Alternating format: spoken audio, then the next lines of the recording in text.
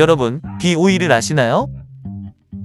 우리나라 IMF 사태 시 지금 같으면 첨단 기술을 중국에 넘겨주는 것이 안 되겠지만 2002년 뒤 제2시대엔 생각이 없는 건지 아니면 대 기업 분기 잡는 건지 중소하청업체에 불과했던 B52에게 창사 이래 최대 기회가 찾아오는데 한국의 현대전자가 부도나면서 비주력 사업의 매각을 추진했고 매각 대상 중 LCD 사업장을 2002년 11월 B52는 1억 8,700만 위안을 들여 한국의 B52 하이디스 테크놀로지를 설립하고 이듬해 1월 하이닉스의 LCD 패널 및 완전 평면 디스플레이 생산 라인을 인수하였던 B52.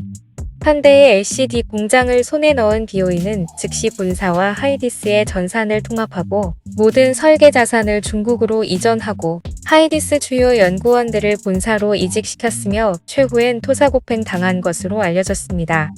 2006년 베이징과 청도의 LCD 공장을 완공한 후 하이디스를 고에 부도 내고 경영권을 포기하고 결국 하이디스는 법정 관리 및 구조조정을 거치며 정리해고 실시 후 대망이 이잉크의 헐값에 매각되었습니다. 상용자동차와 하이디스의 사건은 두고두고 중국 기업의 한국 기술 먹튀 사례로 회자되고 있으며 세계 경영사에서도 다루는 아이템입니다. 영어 명칭인 B52는 설립 당시 명칭인 베이징 동팡전자, 베이징 오리엔탈 일렉트로닉스의 이니셜을 딴 것이나 현재는 B52 자체가 공식 명칭입니다. 자체적으로 베스트 온 어스라는 캐치프레이즈를 쓰기도 하며 중국 밖에서는 B52라는 명칭으로만 영업하기 때문에 이 회사가 중국 기업이라는 것을 아는 사람은 별로 없고 아예 서구권 기업으로 알고 있는 사람도 많습니다. 중국 기업이 이니셜 마케팅으로 차이나 디스카운트를 피해가는 데 성공한 사례입니다. 대한민국 디스플레이 기술 탈취는 세계 경영사의 남을 일이었던 그 B52가 LCD 생산 기술과 공장을 확보한 후에는 엄청난 물량과 저가 공세로 LCD 패널 시장 점유율 세계 1위에 올랐던 B52. 그러나 이제 LCD 시장은 가고 OLED 시장에서는 기술 부족으로 문제가 발생한 듯 보입니다. 이 B52가 중소형 유기발광 다이오드 OLED 시장의 큰손인 애플이 중국 내 최대 디스플레이 회사인 B52와 맺은 계약을 파기할 가능성이 높아졌습니다. 애플 아이폰 13용 OLED를 공급하면서 애플과 협의 없이 설계를 변경한 것으로 알려졌습니다.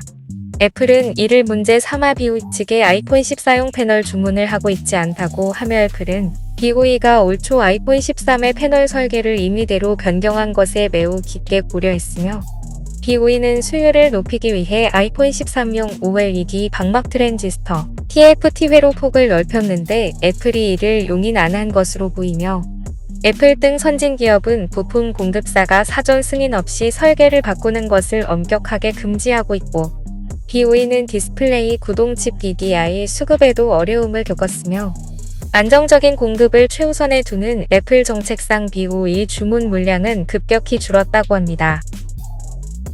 사실 한국인으로서 화가 나는 것이 B52의 원가 개선 속도가 빠른 것으로 나타났다고 합니다.